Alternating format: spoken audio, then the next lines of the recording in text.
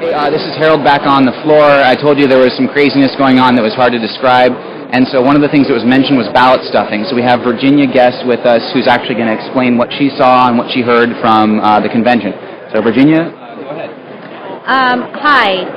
Not long ago, before we started voting for the alternates for the A and B delegates to go to the National Convention in Florida, a lady sitting a couple rows behind me got on her cell phone, and I heard her speaking to a relative or a friend or whoever it was, telling them that she was going to pick up a bunch of ballots because she was the only person left in her district or her group, and then she was going to go home. And so I devised from that she was going to be voting for all of them even though they weren't there.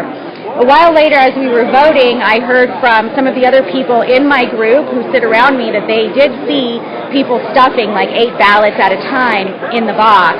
And so I immediately walked up to the guy who was guarding the ballot box, told him what we saw, asked him if he saw it. He said yes, he did see it. He saw people with more than 4 or 5 sheets stuffing them in there, but he was told to allow that. He told me that was controlled for because our chairmen were only given enough ballots to hand out to everybody who was physically sitting there at the time. I told him that's not true. My committee chairman was handed more ballots than there were people in our group, so I know that it could be the case for others as well. And he said, well, that shouldn't have happened. They should have only gotten enough ballots for everybody who was sitting there. So he told me to go to the main table and tell them. So I did. I went up to the main table, but there was nobody there. And so I addressed the state chair, Tom Morrison, and I told him what I had observed and what I had heard from others. And he basically told me that he would figure it out, to just go sit down and not to pursue this any further. He didn't stop the election. He didn't stop. He didn't ask the guy that was guarding the ballot box. He didn't do anything. So I continued to pursue it, and I kept talking to these gentlemen up on the stage. They told me to have a nice day. I told them that I wanted to make a motion to disallow the tally because of ballot stuffing, and they told me that they weren't going to do that because they were going to do whatever their lawyer told them to do.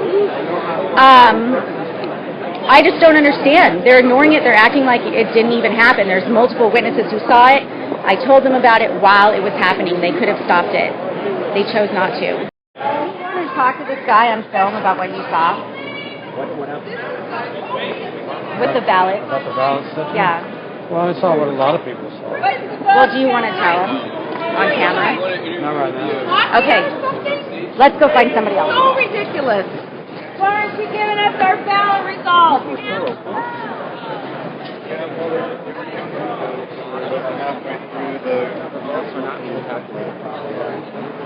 Everybody's worried about getting sued.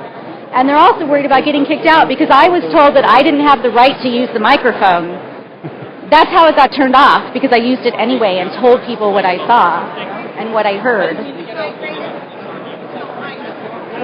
Do you want to tell him what you saw?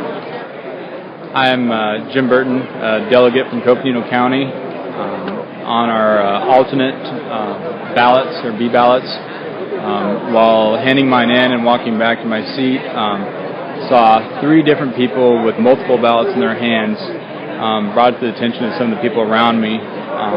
They went onto the line and put their ballots in the box. Multiple ballots on one turn-in.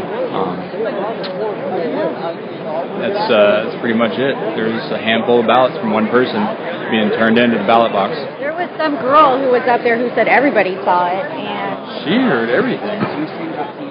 These are all possible outcomes. I missed your guys' chat earlier. We had an issue with the feed, but we're back, and we have another person who's going to talk to us about the alleged ballot stuffing. Your name? Joanna Estes.